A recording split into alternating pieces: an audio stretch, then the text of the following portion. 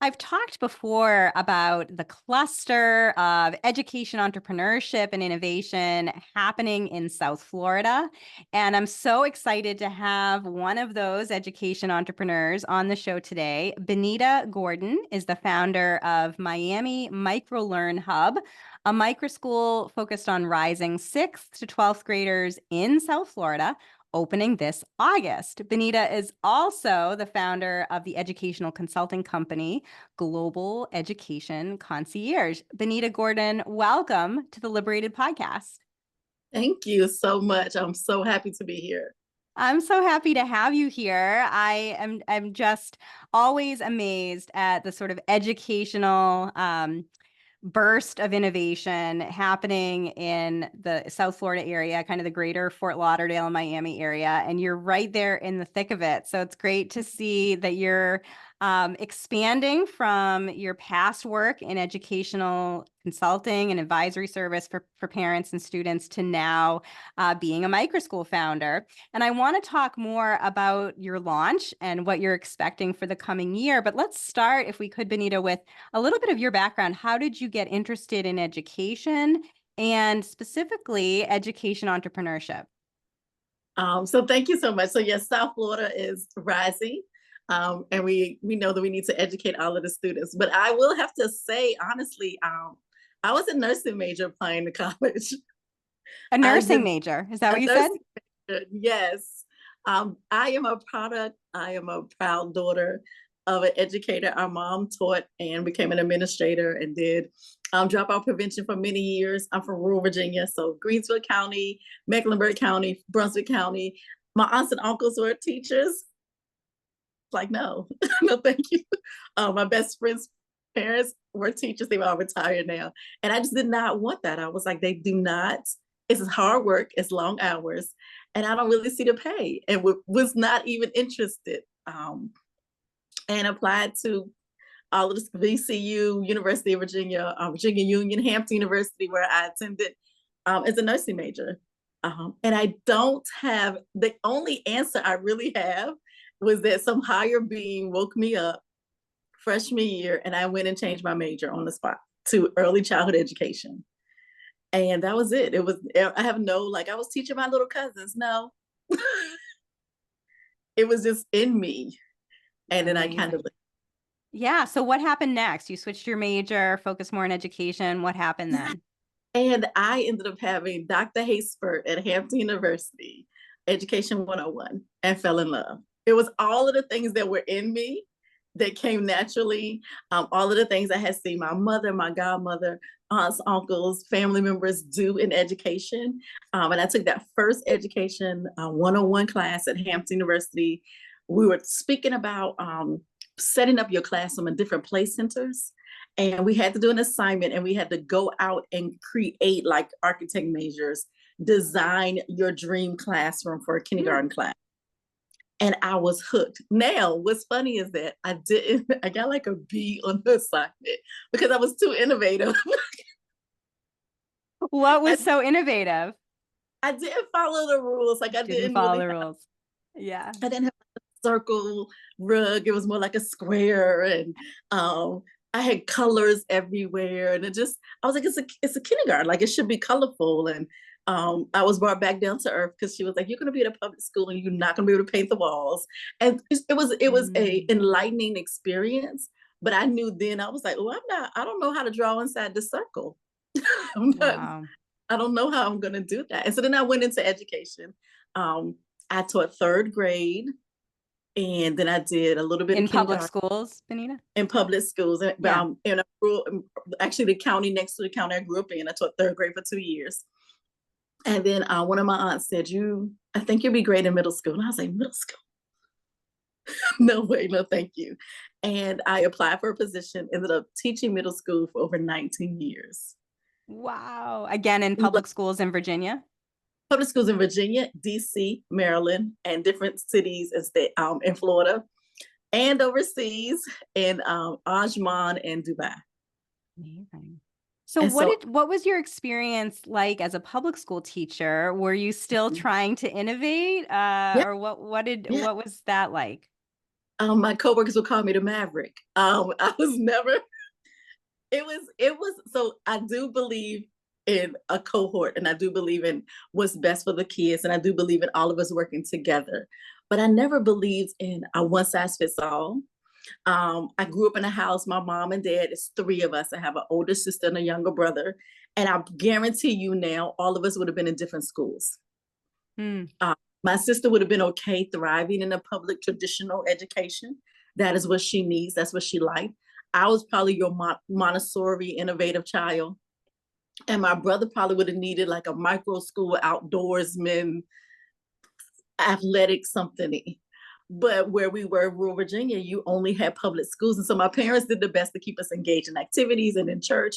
And so I grew up watching my mom and dad understand each child and trying to figure out what we needed. So when I walked into the classroom, I was like, well, this is what you do with these 25 kids. In third grade, I try and figure out like, how can I teach you? How can I reach you?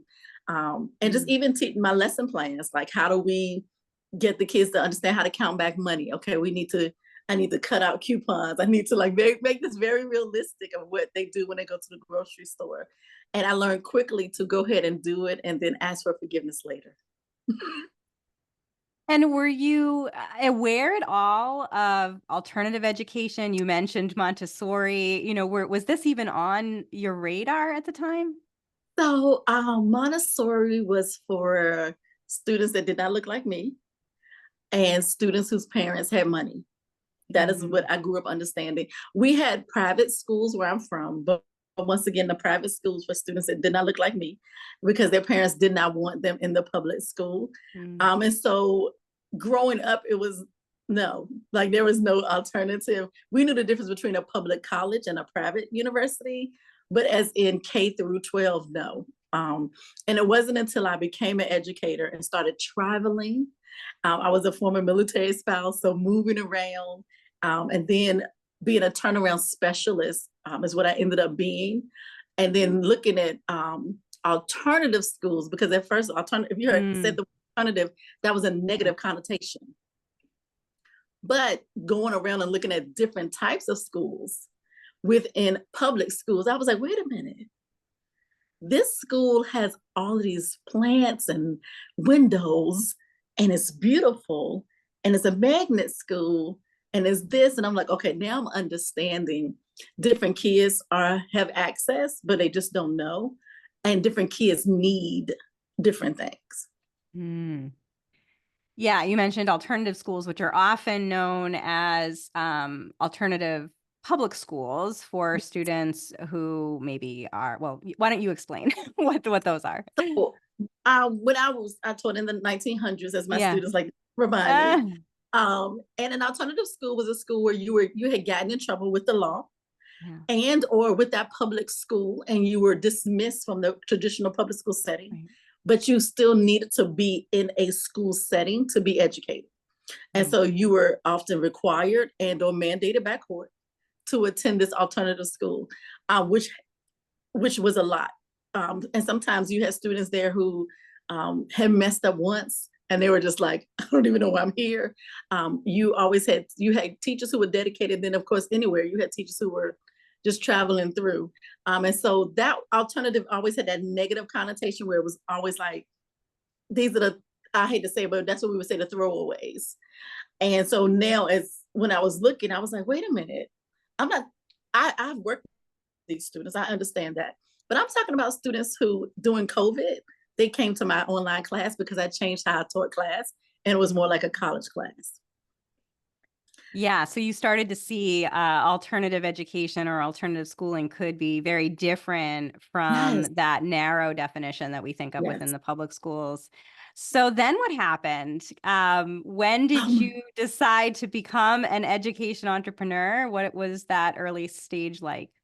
So it actually happened.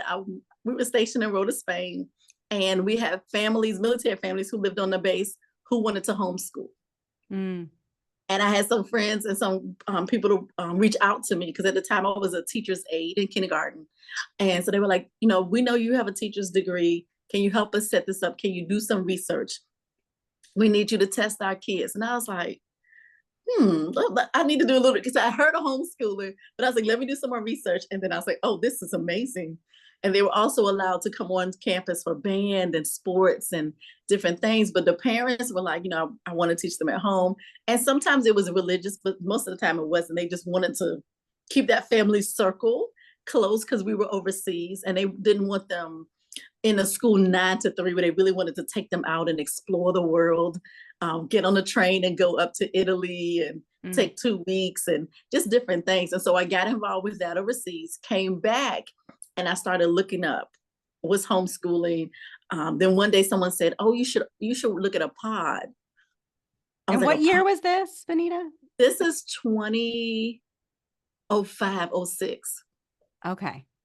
And so then, because in this military parents, so military parents are like, look, we do little pods. And I'm like, a pod? And so they started telling me about it. And I was like, this is very interesting. But I'm still have one foot in public school. I'm still teaching. So I'm not really ready. So then what I said, okay, well, I will help tutor.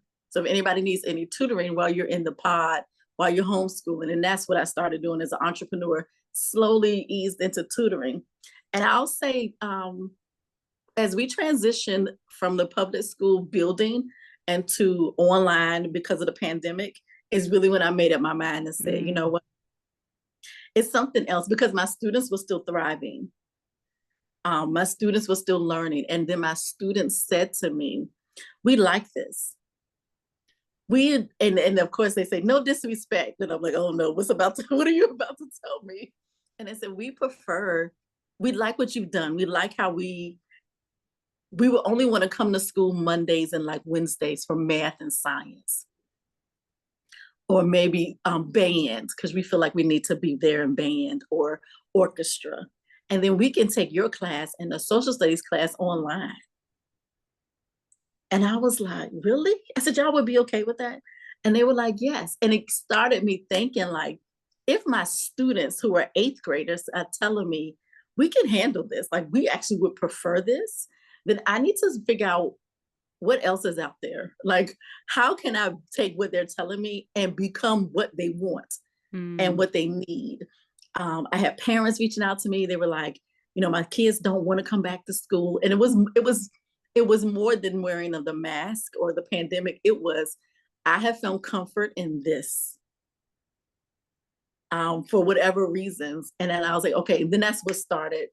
And I started Googling micro schools. I started Googling innovative education. I started reading and then I started listening to podcasts. And that's how I got to where I am now. Yeah. And so at that time, this is sort of COVID, you're still doing the tutoring work. You start seeing this growing interest in innovative education options, especially in your backyard in South Florida. So what has the evolution been like then over the past 4 years from COVID and school shutdowns to now? What were sort of your plotting like over the past few years? Oh, my plotting, I got scared, y'all, and I went back to the classroom. I was like, I can't. There's no one to help me. I don't know how to do this. I don't know how to step out on my own.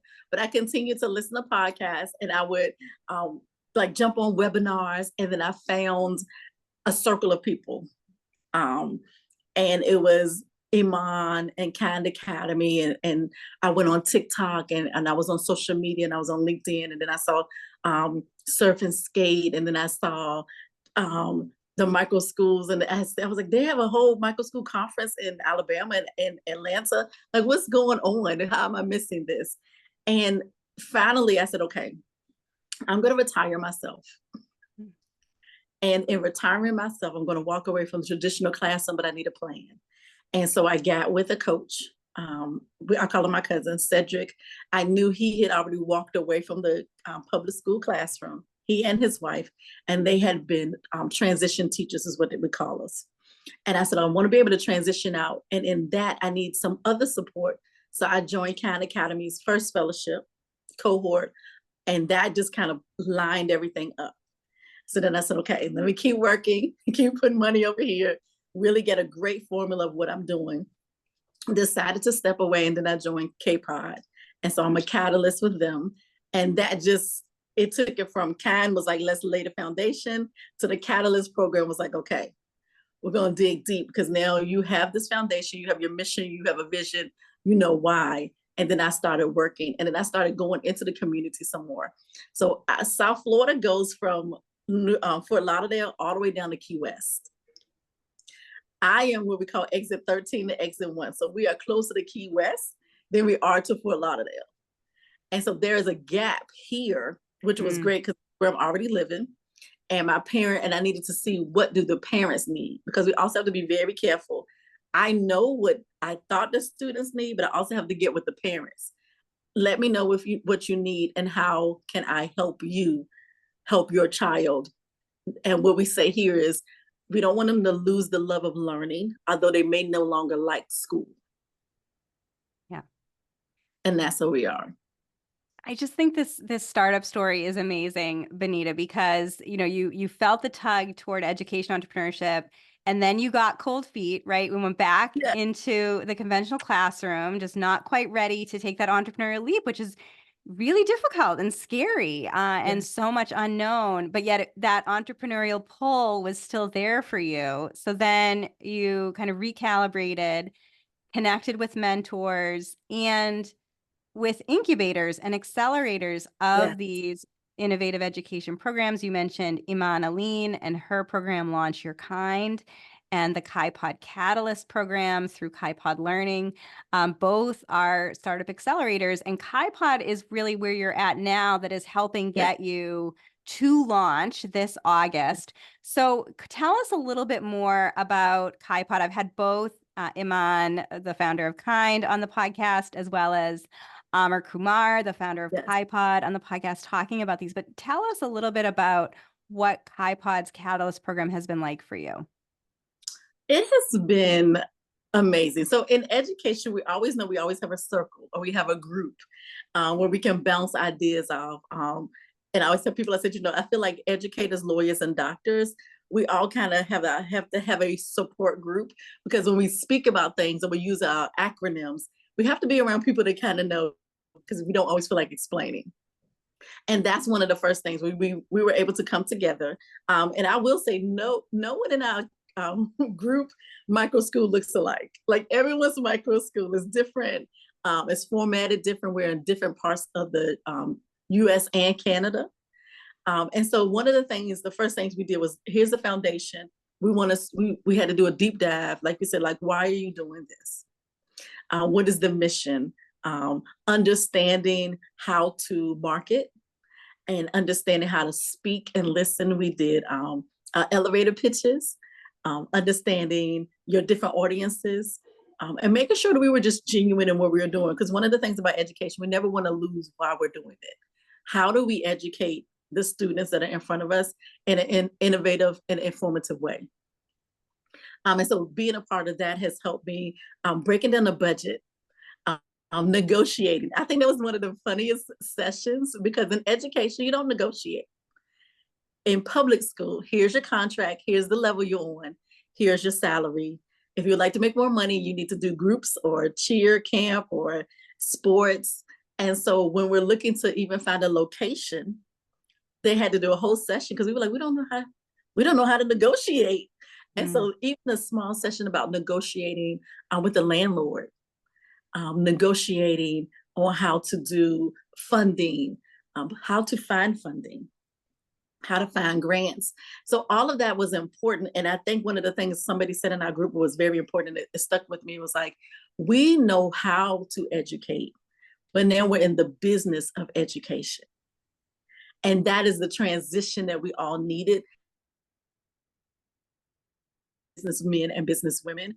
And we have that love of education, but we had to transfer it over into a business of education. And I know people might get offended about that, but it's nothing to be offended about. There is a business behind education, from you ordering your kids' backpacks to field trips.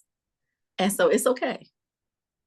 Yeah, and you are launching a small business. I mean, you are an entrepreneur putting, taking on that personal and financial risk to launch a small business. And that's no easy feat, but so great that you have the support of the Catalyst cohort, other founders and prospective Yes, founders kind of in the same position as you. And then, of course, all of the Kai Pod community support from mentors and advisors and experienced yes, business folks who can really help guide you and will continue to guide you beyond your launch. So Kai Pod yes. Catalyst program sticks with you for subsequent years to help ensure some success in those few years. So tell us what the vision is for the micro school this August. What is sort of the special sauce of your program? Oh my goodness. So the special sauce is one we cater to sixth grade through 12th grade. So I know sometimes people are like, no, not middle school, but high school. Those are my babies. That's my jam. I love it. And we also are looking, we are what we call individualized learning plan. We sit with the parents, guardians, or their adults. We sit down with the students and we say, okay, we know we're going to do core math, reading, writing, science, social studies. What else are you interested in? And how can we make those connect and build the bridges to where you want to go? Because we know in middle school, that's when we start looking at students. What would you like to do? Where do you want to go? Are you doing military? We're doing a trade school.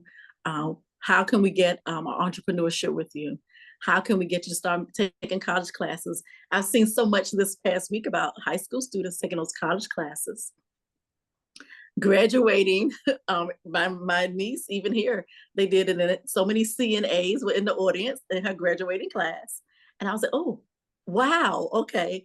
And that's what we do. So we sit down, we make it individualized learning, and then we do everyone is a project-based Mm. program. So they all do a project-based lesson, and we do not tie it to a grade level. So I may have a sixth grader working with a 12th grader, and that's okay because here in South Florida, we're always going to be talking about the climate. We're always going to be talking about nature and how we can preserve our coral reefs. And if that's something that they are both interested in, it's okay. And one of the things I do believe in is that we believe that we take away the grade levels and we look at the kids' maturity levels and their interest levels, and they learn from each other. And so we just take our time. We are on a schedule according to the district that we're in, Miami-Dade, but that is like for days off or how we're going to run things. And we allow our students to come in 5 days a week, 3 days a week, or 2 days a week. We do small group instruction. They have time with the computer. We are working on doing credit recovery now. So how can we get that involved? And we have our homeschool hub. So parents that can come in. We have a group of parents now. They're like, I can't do trigonometry. I was like, me either. But I can't. But I do know some retired math teachers in the community. Yeah. Let me see if I can hire them. And then maybe 2 days a week. If the kids are doing it online, they come in 2 days a week here to the hub and we help them one-on-one. We help them in a group. And so just going in and being that innovative place and space for the students and kids so that when we release them as amazing, productive citizens, that they are ready. Just so great. So you mentioned that you have full-time and part-time options. You also have the homeschool hub. Are you structured as a state recognized private school in Florida? Are you more of a micro school for homeschoolers? I guess what is the Yes. structure? Yeah. So we are a micro school for homeschoolers and we are a tutoring center because a lot of times Yeah. our students, because right now I can see the majority of our students, we coming in at 3 days and 2 days a week just for assistance. And so those that come in on those days, they don't have to stay the whole day. Some of them do because they're opted in to do the project-based activity. So then the morning time is our tutoring, and then the afternoon is a project-based or the individualized learning. And so a lot of them are signing up to do that. And so we're just looking forward to it. We had a location, so we're still looking for another location. And if anybody is thinking about becoming an entrepreneur and you're thinking about starting a micro school, it is the location. Everything else has kind of fallen into place. It's just finding a location. And a lot of times we are very specific. I need my students to ensure that they are able to get outside in a Mhm. safe environment. I know a lot of times people don't think middle school and high schoolers still need PE and recess, but they do. Yeah, you bring up a really good point. Location is one of the biggest challenges, of course, for startup founders across the country. And it's Yes, not just the inability to find a building to lease, it's are you able to operate there? Will local zoning ordinances enable you to run the kind of program you want to run?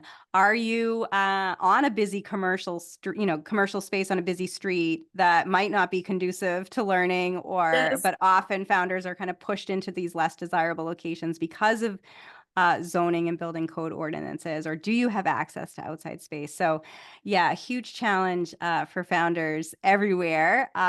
And so I know access is also something that you're really focused on in Florida. It yes, recently expanded its robust school choice programs that yes. enable every student in Florida to have access to education funding to use in a variety of expenses. Are these students in your program able to tap into those school choice policies?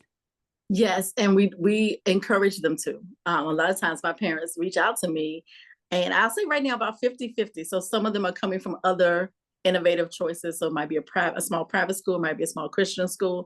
And then I have some parents that this is their first time coming out of the public school system, and they don't know about the Step Up program. And so what we have decided, myself and two other organizations in our community, we have some different events coming up where we're helping parents to sign up. And then, of course, we're asking some of our parents, like my child has special needs or my child is on the spectrum. We're like, okay, we can still help you sign up. And then sometimes my particular micro school, we are not equipped for certain things, but we try and work with other micro schools in the area and other private schools in the area that we know are equipped. And we're able to guide those parents to get the funding and then guide them to the correct school choice for them that's going to fit for them and their child. So even though they're homeschool families, the school Yes. choice policies are applicable to Yeah. them, which is wonderful, and also not the case in other states, several other No. states that have school choice policies. So, are you finding the family? You said some of them are coming from private schools. Are you finding families more attracted to the homeschooling option when they know that there are these services like yours and that there's funding that follows their students? Yes. Yeah. And I still say it's gonna right now it's averaging about half and half. So we'll have parents who were like, I've always wanted to homeschool, couldn't always find the time or the funding. Yeah. And I will say a lot of jobs now are still remote. Yeah. And so now my parents are like, oh, okay, so maybe I'll schedule my meetings on Tuesdays and Thursdays. They can come and they have a place to go. I know I know where they are. They are safe. I can do my meetings here. They will be in school, getting a little bit more, finding friends, socializing, and getting a little bit more. And so I'm like, oh, that's perfect then. Let's go ahead and sign you up. And then let me show you how to have some funding to help with those 2 days a week. Yeah. Let me show you how to have some funding to, find a robotics camp. So once again, it's about collaboration and community. I'm like, hey, Saturday morning we have a robotics camp, or we have a STEM program, or this place over here they're having a whole week spring break camp. I'm not hosting it, but I do know them. Let me connect you with them. So I think it's about um, being collaborative, working with a couple of nonprofits in the community. They're coming in to help, and then my parents understanding. Oh, I did not know. Thank you for letting me know. Thank you for showing me how to do it. Okay, and sometimes they need a moment to process, a moment to think about it. But a lot of times they come back, ask more questions, and they're like, okay, we're ready. I love that. And just all of that collaboration among other organizations in your community, other innovative learning models. That's what's so Yes. exciting, especially in South Florida. What is your sense, Bonita, of kind of this ecosystem of education innovation near you? What do you think it means for learners and families? I think it means I was explaining to a parent the other day. I said, we all wear glasses because I'm a little older and I wear glasses. Sometimes I get my glasses from Costco, the frames, and sometimes I get them from an online place. But at the end of the day, we all need it. And so I think that's what innovative education is. We need a public school, a private school. We might need a Christian school. You might need a charter school. We might need a Catholic school. We need to make sure that the parents are able to see everything and the students are aware of all their options. And I think that's what's happening now. It was here before, but I also think parents are now much more aware. Those of us who are stepping out of the classroom but staying in education, we are making sure parents and students are aware. Hey, you can still do this. You can still learn. We have your back. We are here to support you. And I think it's become one of those things where if that doesn't work, we have something over here. Let's try and figure out, because one size does not fit. That's why we all have different frames of glasses. Several of us have different frames for different days to go with different outfits. And that's okay too. And I think that goes back to understanding how my parents raised us, where you have 3 kids, you have twins, you have multiple kids, you just have one. What does that child need to learn and grow? And I think that is what has changed. I think it's going to continue to change. I think we have to adjust to the students that are coming. These new kids, they are not about that. Don't just say anything to them. One, they have a computer in their hand. They will find it and figure it out. And two, they need connection. So when I'm teaching a lesson, whether it's math or science or robotics, how can this connect to my life right now or somewhere I can see down the road? We can't go too far. Can I see this immediately? And I think that's one of the things that is changing from students' traditional education to more innovative education, because their minds are more innovative. They're just ready to develop the next thing, and we want to be there to help them succeed. Yeah, so exciting. So thinking about down the road then, Bonita, you're expecting to launch in August. You thought you'd Yes. open with about 15 students. Again, that kind of 6th to 12th grade mixed age cohort. And I'm, curious about what your projection is for the next year. So if we were to talk, and hopefully we will, next year at this time, kind of 1 year into your startup, what do you hope to have achieved in that startup year? We hope to be having some graduates, having a graduation with the local other micro schools, Mm, and seeing that first group move on into the next part of adulthood, being able to see our students progress and grow. We do understand there's some unlearning that has to happen. So it's going to take a moment for them to really come into their own and come into their innovation, but to see entrepreneurs, to see students helping students, to see them guiding their parents through the learning process, even to see my parents learn even more, to see my students healthy and happy, holistic with their mental, their physical, understanding that they can take different choices, understanding that failure is a mm, necessity and it's okay. But how do you get back up and how do you build up? And being just great people, like being great humans, um, polite and respectful. And all of that. And then for us to say, okay, we have a waiting list. mm. We have a waiting list. We're growing. We need a new building. Um, we got all of these grants. Thank you, Vela. Thank you. Yes, we are here. We are able to use this funding appropriately and to see how many families we can impact, not just in a traditional way, but how can we do a community activity? How can we really ensure that education is for everyone? And that is in a year from now, that would be amazing for us to be able to say, this is where my Amy Michael Learn Hub is in South Florida. But then even, okay, now let me go to Memphis and set up and see my girl over there. And that I know has the Memphis lab. And let Boy, me go yep. to back home to Virginia. Like, what do we need there? How do we set up something there? And just being able to have a huge collaboration, because education can't function by itself. We always have to collaborate with each other to grow and to move forward, because we've been behind for so long. We have an education, we have to go to the 22nd century. We have to be already, we already need to think 22nd century so that we can prepare for the students that are coming now. Mm. So it seems like you're going to be doing lots of lease negotiations then, Bonita. Yeah, You're going to be yeah, trying to find locations, not only in Florida, but elsewhere. But that's a good problem it to is. contend with because there's so much demand from Yes. families for these more individualized, innovative education options. And, kudos to you for building what Thank these you. families need and want. So if my listeners and viewers want to follow your progress, check in with you, learn more about your program, what is the best way for them to do that? Oh, so the best way is to follow us on Instagram, Miami_microlearn hub. But I'm always on LinkedIn. So Bonita Gordon on LinkedIn. We always say slide into our DMs professionally, and let us know what you need and how to collaborate. I'm always on there, going to conferences. We have a podcast called the Education Concierge Podcast. So some people are like, I want to come on the podcast and talk about micro school. Come on. We have no problem promoting other amazing educators, just like we do with everything else. So just connect with us. I'm huge about making sure that you know where the Kind Academy Fellowship is in the cohort. If you want some more information about the Catalyst program, I've actually had 2 people reach out to me last week.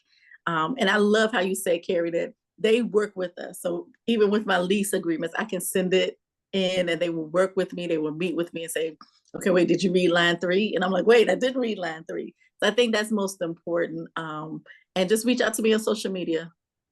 Amazing. Bonita Gordon, best wishes on your launch. Look forward to checking in with you again soon. And thank you so much for being on the Liberated podcast. Thank you.